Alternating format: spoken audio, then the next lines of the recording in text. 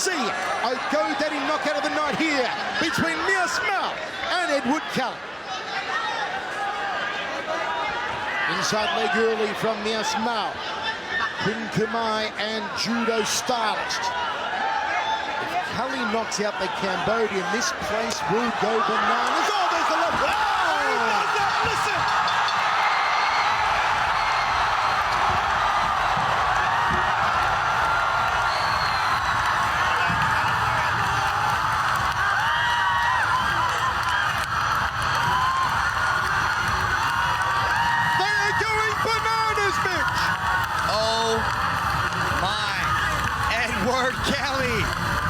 Eduard Kelly throws the one, the two, finishes it with a beautiful high kick.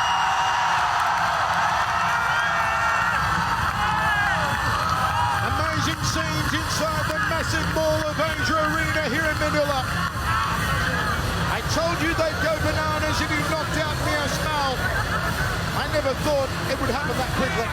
He just starched him. Those high kicks are a thing of beauty, and when he lets them go, when he has confidence and believes in himself, that is what Eduard Kelly is capable of. Is that the GoDaddy knockout of the night?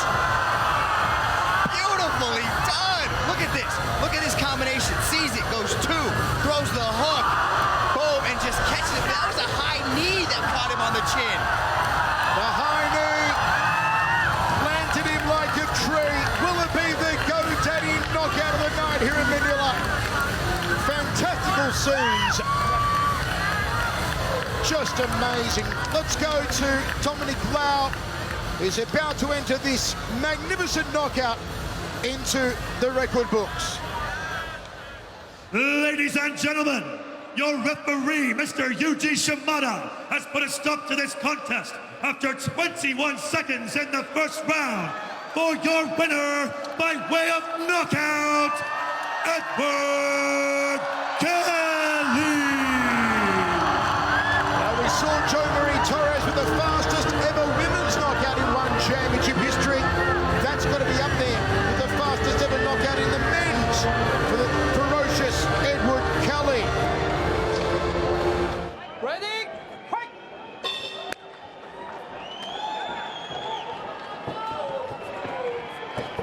In front of 20,000 fans, packed with celebrities and fight fans. What a night. A great stage for Benario to give us his best performance. Our team is a tall lightweight. We rarely see people out kind of, height advantage on Benario, but our team is big.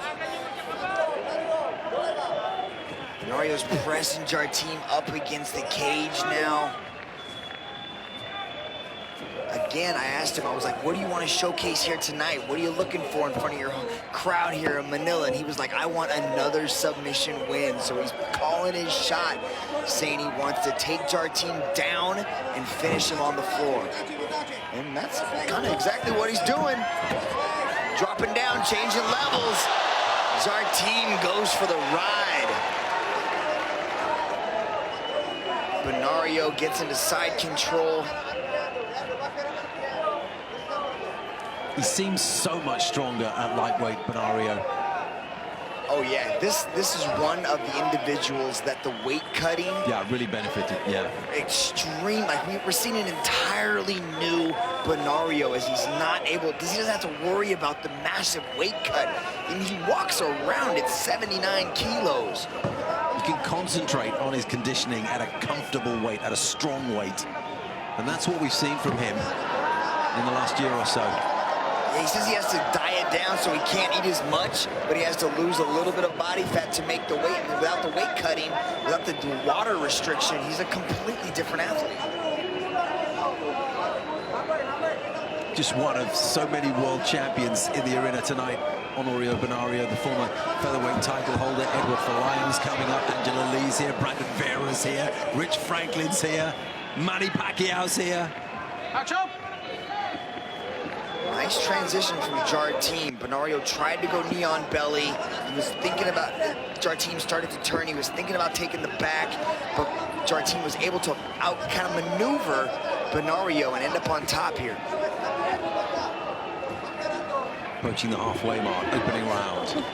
Benario takes a cuffing right hand and gets up and spins his man around and knees him to the hip, sends it a right hand to the side of Jarteam's body. Thump to the upper thigh. It all counts. They all do. Don't see many of those, though. It all counts. A strike is a strike. Action! Sometimes you're with the shoulder, sometimes it's a punch to the thigh.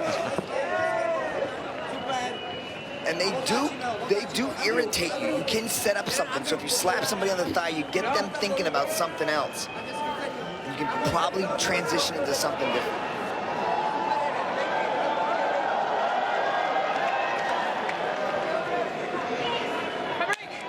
Yuji Shimada, yeah, not happy that there's enough action going on. Throws them to the center of the cage and they get straight into it.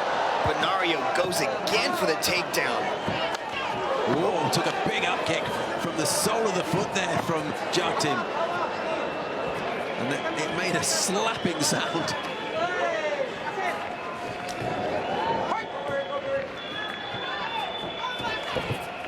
And Jarteam goes for a takedown of his own. Very well done. Slid right under the punch, got the double leg. Now puts Benario on his back.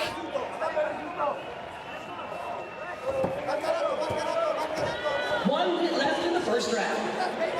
Benario able to stand back up, press Jarteam up against the cage. He's got 2 underhooks now. So he's going to be able to get a little bit better body control. He's got that head pressed up against the cage there. Back into the center of the cage. Honorio Benario then gets pushed back across the cage. Hand around Benario's leg, and you can see the height difference. See, this clinch fighting is such a strategic game. You know, you got to make sure you get your head in the right position. That head pressing up against Jarteam. See how he's got his head underneath the chin of Jarteam? Opens up, keeps the head high so he can slide an elbow right in there. Brandon Vera liked that one quite a bit. Just looking at them there, they really have made another slapping sound, didn't it? There it is, that forearm again. That's exactly what he needs to do when he gets this cage position. Keep the head open him up, drop in these strikes. First time we've seen Jaroslav Jarteam, 24 years old. Spent a lot of time in Prague in the Czech Republic. That's where he learned his game. There's Manny Pacquiao in the locker room with Eugene Toquero and Victor Cui. Enjoying the atmosphere, I'm quite sure. Shan Rotana looking for a photo as well with the former world boxing champion. Big round for Benario. Let's see if Brandon Vera has that one scored so far. Brandon? So, you know, it seems like both of these guys are going, it's a battle of attrition right now, first round. Both guys are kind of steady at their pace. They're taking each other down, working on the reversals and getting back up. A lot of ground control from both fighters. Let's see what happens. Have them open up on their feet next round. Seconds out, please. Seconds out. There's that forearm to the head of Jarteam. Benario's style has changed fairly significantly in recent times. We talked about the weight difference and how he is stronger, but Team Lakay as a whole have improved their grappling games, specifically their takedown defense. But now you would almost think that Benario was naturally a wrestler and a grappler. Big head kick there, just barely misses Benario, slid underneath it. And again, he goes right in for the takedown. This is definitely something that we're not used to seeing. Benario consistently shooting for takedowns and not throwing those heavy hands and kick strikes.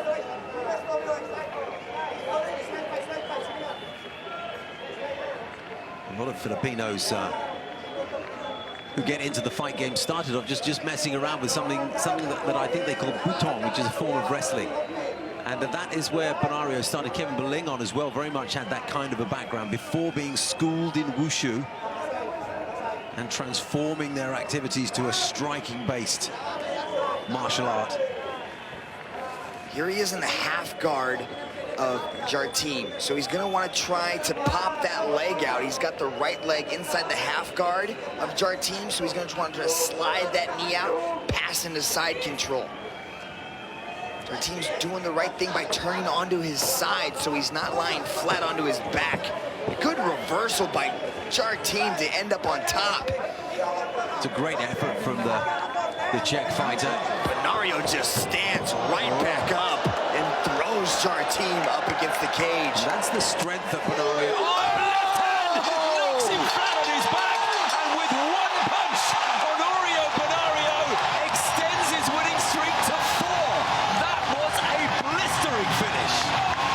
Immediately got some separation and threw a bomb of a left hook. Brandon Vera, talk us through that one. You know, that was textbook counter to a Muay Thai kick. But Benario ate a Thai kick to the ribs, countered right away, loaded up, same side, and pulled that left hook, hit him right on the chin and laid him out flat on his back. Here's the replay. Kick, hook, straight, hook. Lay him down. That is textbook Muay Thai counters. Eat the kick, load up, throw that hook. Oh, what a hook. You can't teach it any better than Benario executes right here. He even ends with he starts with a straight after the kick and follows up with the hook. Amazing job. Team Lakay putting in work. Dude, you said it. Team Lakay. They just go on and on and on, don't they? They don't stop. Iron sharpens iron. Ladies and gentlemen, to present the medal for this fight, we have Jeff Andres, property president of City of Dreams Manila, and the City of Dream guest ring girls. And now, folks, your referee, Yuji Shimada, has put a stop to this fight after 1 minute and 31 seconds in the second round. For your winner, by way of knockout, Honorio Benario.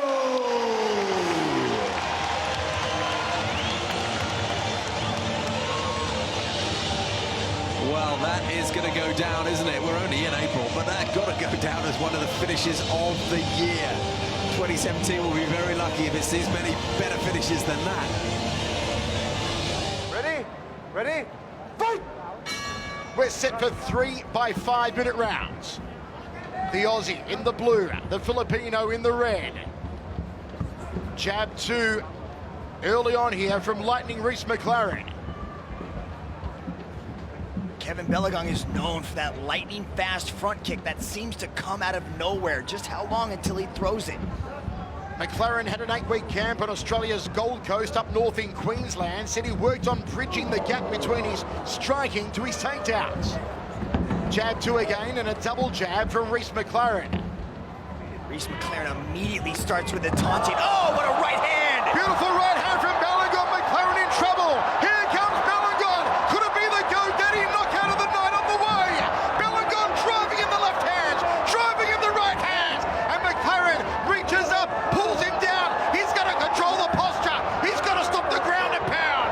Those are some huge shots thrown by Belingon, but what heart by McLaren to hang in there. Oh, Olivier jumps in!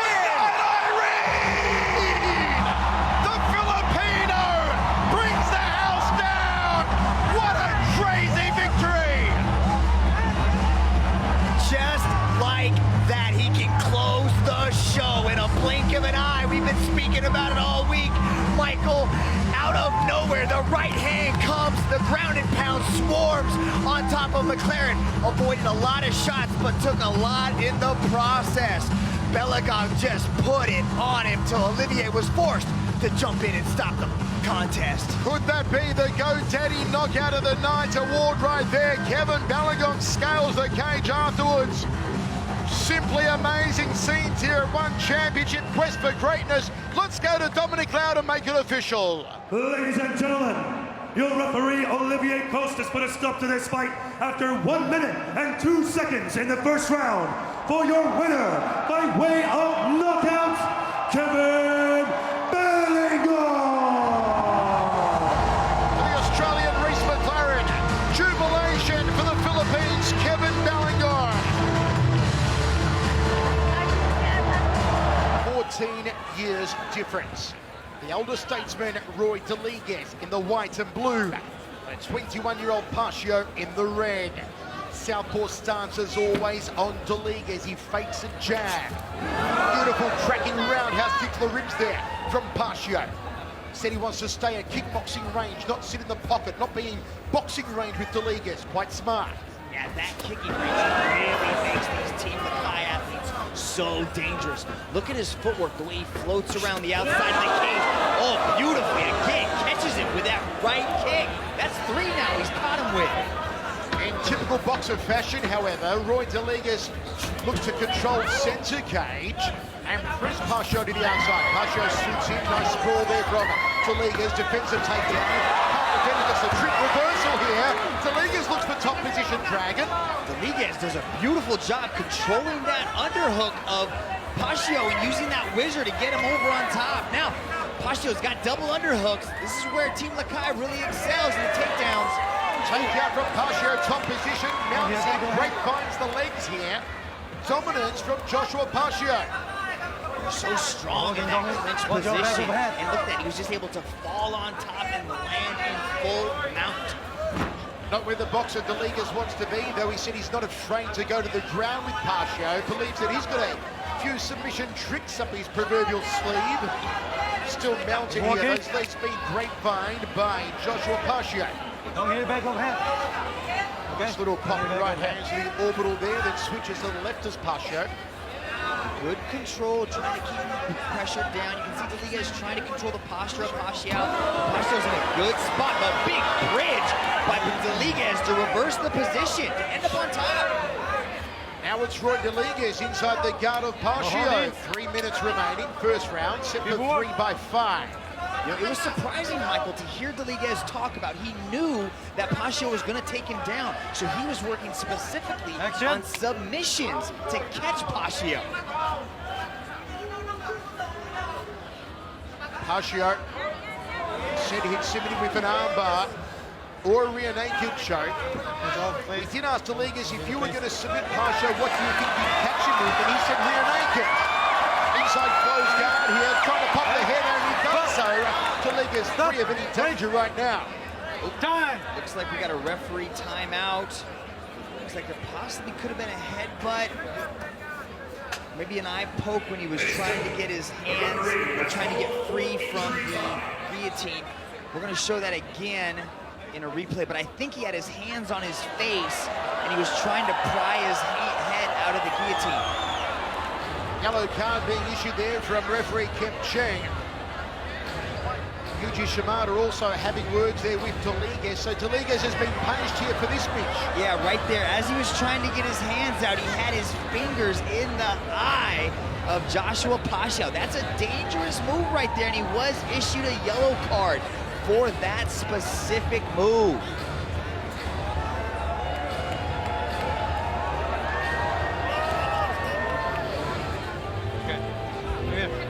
Kim's only been brought onto the One Championship team recently, but already doing an outstanding job. Lie down. And he will recommence the match from the position they were in when he found. Back into the guard now. Deliguez is on top. They're going to actually restart him back in the guillotine position with his head trapped under his arm. And Deliguez has the head free. Is Pacio going to try and apply another choke? Probably not the best from this position. Deliguez looking to push him up against the cage perhaps. Where does Pacio go from here, Mitch? He's going to try to scoot his hips back against the cage and use it to wall walk back up. Now he's trying to scoot his hips out to the side, possibly looking to take the back of Deliguez, but Deliguez is following the hips. Deliguez trying to posture up and maybe work the hammer fist strike off the right hand. Elbows to the clavicle there from Pacio. 1 minute 40 remains, first round, set for 3. What's Deliguez looking to do here, Mitch? It looks like Pacio is actually attempting to go after the Kimura there on the right side of Deliguez, possibly looking to sweep him over. But yeah, there's the Kimura fully locked in. And uses it. Look at that, uses it, the Kimura, not so much as a submission attempt, but really just to sweep Deliguez and end up in the top position, now in mount. on, keep going. Niva or rear naked choke was a prediction from Pacio to Liguez. Now top position, back inside the guard of Pacio.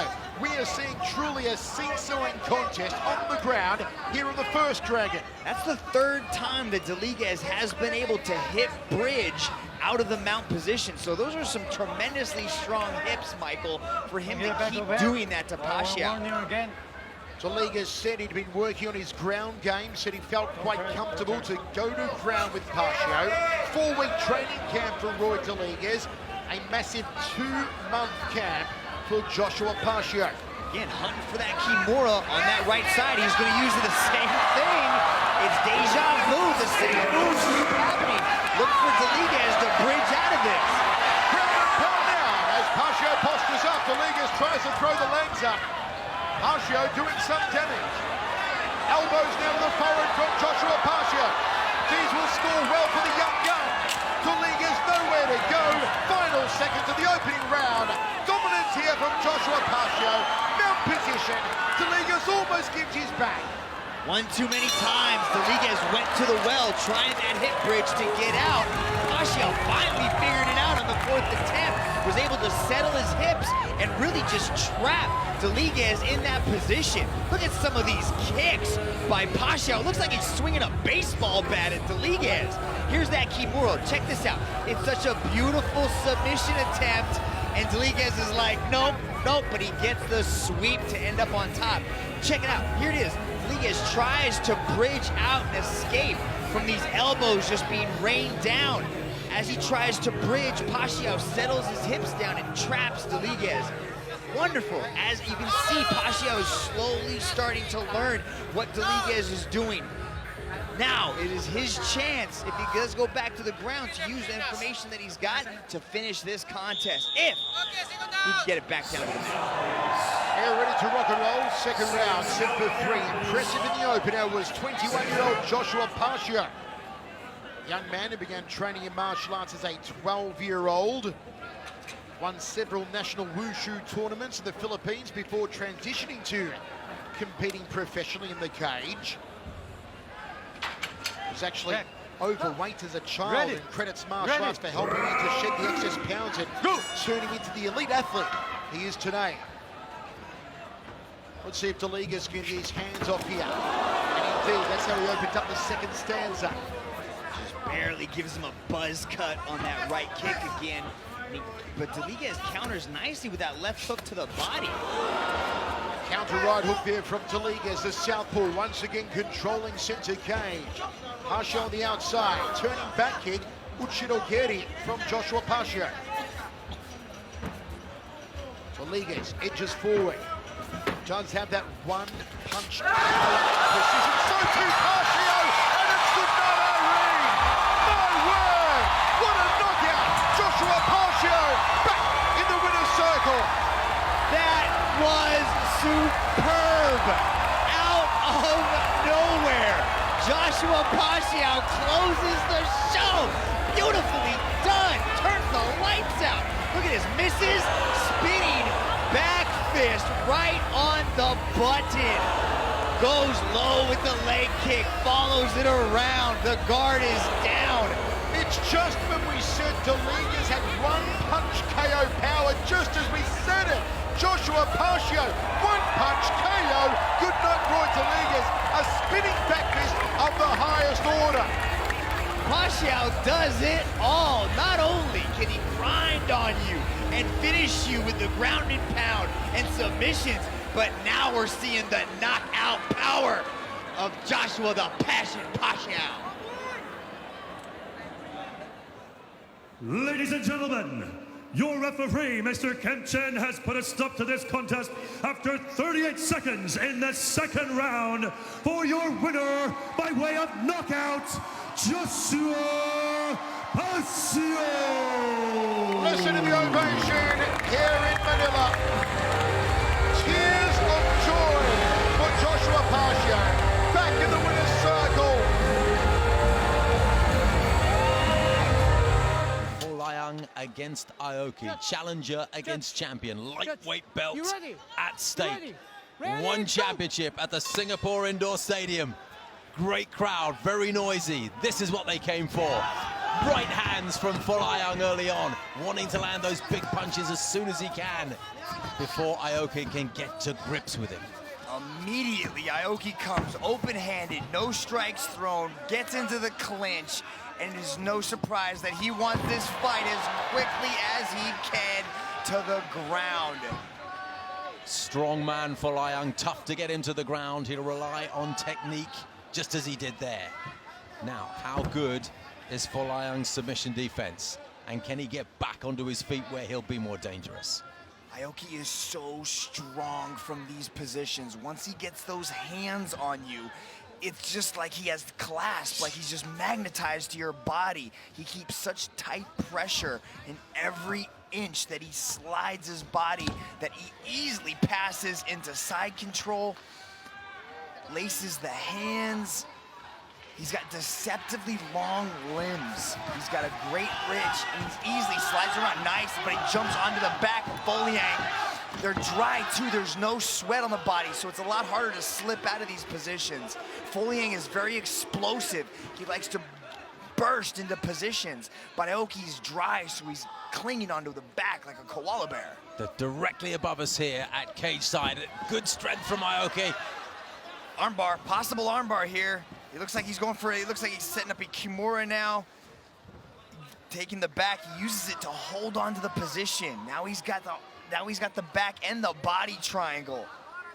Folayang will have trained for these kind of positions intensively over the past few weeks. Yeah, but you just don't know if he has the caliber of grappler out there in Baguio like Shinya Aoki. I think it's inevitable that he doesn't have it. This is the real thing. This is the biggest test for him. And even if he does have great grapplers in his camp, they're not going to be able to emulate the style that Aoki has. He's so unique, he's so versatile, and he's so different, he's so creative. Nobody in the world is like Shinya Aoki. This fight being beamed to 118 countries around the world. Tremendous level of interest in this contest. The flagship of one championship in many ways, Shinya Aoki. Let's go. Mitch, you've fought and grappled with, trained with Shinya Aoki before. You haven't fought him as such, but you've trained with him so many hours. Just how tough is it? Yeah, Steve, I've spent hours on the mat with this guy, and I don't last very long. I don't last as Edward's doing a great job, and he's able to slide out. And he's back on his feet, and that's where he wants to be. Great impetus for Folayang fans now. What can he do with this opportunity? That's a victory all unto itself, but now he's going to have to be very careful. Ooh, he jumps into a nice little knee there. But he should have circled around and created more space, because Aoki immediately goes to the clinch. He's got those hips laced up, so Folayang really can't go anywhere, and he uses a beautiful body lock, trip takedown. And now Folayang's up against the cage. He's okay. 1 minute 30 left of this opening round. Most of it has been on the deck with Aoki in charge. Elbow to the head of Folayang. Folayang was able to get back into guard, a better position for him, not as much danger, pushes off. Great strength again from the Filipino. Look how tight he immediately magnetizes himself to Folayang, letting him go nowhere. Thrives on the contact, the Japanese fighter, doesn't he? Doesn't want any space between you and him. Folayang's doing a good job. He's got to break this body lock. You don't want to let your opponent get double underhooks and get that tight body lock, because Shinya's probably going to end up going to a trip here and drag Folayang back down to the mat. You can see him trying to pick him up, but Folayang maintain a good base. 5 rounds, this one potentially. Don't forget, championship contest. Judges will score the bout in its entirety and not round by round. We'll go to Rich Franklin when this one's done to get his thoughts on the first 5 minutes. Good balance shown by Folayang, because he went for that outside trip there, and Folayang was able to maintain his balance and stay on his feet. And he's actually looks like he's going to get out of the first round after some very dangerous. The entire hush has fallen over the Singapore Indoor Stadium as this packed crowd is just waiting for Oh, nice good trip. beautifully timed. Right as Folayang was throwing that knee, Aoki swept that foot out and just scored with another takedown. We can see, here's Aoki threatening with a possible Kimura, was able to maintain that position with the Kimura, using those long legs to secure the back and just jump on there with that body triangle. It's probably pretty evident how this round has been scored, but let's go to Rich Franklin just to get his opinion on what's happening so far. Yeah, obviously this fight is all about the ground control. Aoki is taking control with the takedowns. He's controlling Folayang on the ground. But, you know, Folayang has showed some glimpses, and this is what I talked about before the fight. He's very unorthodox. He works himself out of weird positions, which is a very difficult thing to do against a guy like Aoki. After all, you've had him on top of you, and you know what it's like. So it's going to be interesting because Aoki has been pressure in the first round, and I wonder if that's going to actually affect his gas tank at all. And, you know, Folayang, he'll stay unorthodox the whole fight, and we're going to see if that actually poses some problems in the later rounds. At this point, if the fight was stopped, obviously Aoki. Fight! We're only 1/5 of the way through this contest as scheduled, though. And those Baguio trainers training at altitude are very, very fit. Cardio is a big deal for them. Looks like a kick was the first strike that Aoki has thrown this entire fight. Folayang trying to confuse with movement laterally, side to side, changing direction constantly. A moving target. That's what he needs to do. But he's a... Oh, whoa! Really let go with that kick, and there was the familiar spinning back fist, didn't connect. He can't help it. He's put himself into a dangerous position when he spins by giving the back to Aoki like that. But he says he can't help it. It's just something that naturally happens. He loves the spinning attacks. That's good. That's good. Looked like it was a possible No headbutt, okay? No headbutt, okay? headbutt to the chin there. Yuji Shimada is warning Folayang about it. Whenever Aoki shoots for the takedown, he's got to be careful of knees and all sorts of things coming at him, because Folayang will have trained for that. Land those blows when you can. Good movement. Aoki's trying to pressure Folayang up against the cage. Folayang's got to start moving. He can't let him get that close. He's an expert at just cutting you off, isn't he, Aoki? And there beautiful corners. Nice defense there from Eduard as he throws off the double leg attempt from Aoki. Great strength from the Filipino to do that. He's got tree trunk legs, as so many of the fighters in Baguio do. Training in those hills. Tremendous strength in the lower limbs. That was just, just everything was thrown into that. It didn't land, but it nearly knocked Aoki over just with the draft. I'm liking the lateral movement of Folayang. He's moving really well on his feet. He's just not putting any strikes behind it, so he's not scoring. He's not hurting Aoki, except with these big, scary strikes, which I think I can kind of feel the wind from over here. Oh, nice little knee, but again, he gives himself into the takedown. It was a very ambitious effort, wasn't it, from Eduard? He was always going to expose himself if it didn't pay off. High-risk move with huge payoff capabilities, but now he's on the mat with one of the world's greatest. Approaching the midway point in the second round. One championship, lightweight title on the line. The champion in the white shorts, the challenger in the red. Aoki's doing the right thing. He's pushing him up against the cage, dropping him with those elbows. He's not only scoring points, but he's also softening up Eduard. Folayang's trying to create some kind of space, and that's exactly what he's able to do. But he's Aoki done just well. Immediately latches onto him. Back on his feet for Folayang, but still not out of trouble. It's better than where he was, so that's improvement. Knees to the body from the Filipino. Ideally, he wants space between the two of them so that he can attack with legs and punches, but these knees to the body will be punishing. Nice knees from Folayang. He scored a bit there and was able to break away. These might be moral victories for Folayang, but I don't know if the judges score on survival. 5 rounds, it's a marathon, not a sprint. Folayang knows that if he can just keep surviving, the chances will come. You can see Aoki's not expending any energy.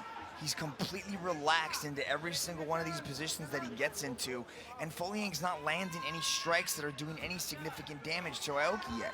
Contrastingly, in the stand-up, Folayang expending a lot of energy, lots of lateral movement.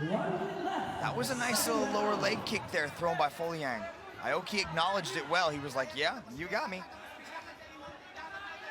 Aoki almost static at times. So focused, isn't he? He's just waiting for the takedown. You know what Aoki's gonna do. He's gonna get to the clinch, try to get the takedown, but can you stop it? That's the question. That's the puzzle everybody's been trying to solve in one championship. Oh, kick to the knee from Eduard. Hard feet, he's got hard shins. He needs to keep doing that over and over again, attacking those legs, because that's gonna limit the movement of Aoki. The strength of that punch. Aoki backed off. Just hit him in the chest, I think. Oh, but there we go again. Again, it was low. There's the spinning back kick. Getting a bit of momentum now. The kick to the torso. The crowd getting behind Folayang. There'll be plenty of Filipinos here in Singapore. Punch to the body. Is that an area of potential weakness for Shinya? And Eduard Folayang ends the second round on the up and up. That was a better round for Folayang. He was able to use the strikes and start to open up. And he's really starting to dictate the space. There's that big head kick and spinning back fist that just barely missed. Big good, he stopped the takedown. These are moral victories. These are gonna add to his confidence. You can see Folayang immediately gets into guard, keeps it nice and tight. Rich Franklin, what do you got so far? Well, I'll tell you, Folayang had a couple takedown defenses in that round. They ended up on the ground, which wasn't a takedown by Aoki. However, Aoki added to his ground control lead. At the beginning of the round, it was really interesting to me because even though Folayang was moving side to side laterally, Aoki was moving in such a way that Folayang couldn't really commit to anything. He couldn't mount any damage on the feet. Anytime he committed, he knew he was going to end up on the ground. But at the end of that round there, you could see that Folayang was moving forward more and more, and Aoki was back. And at the end of that round, you could see that Folayang was landing the strikes. He closed the lead a little bit there, but still, if the fight was stopped at this point in time, Aoki would still have the decision. I like what you're saying there, Mitch. Little moral victories here and there, confidence boosters for Folayang, just that he can bring forward. Give himself a little bit of encouragement. The attack from Aoki.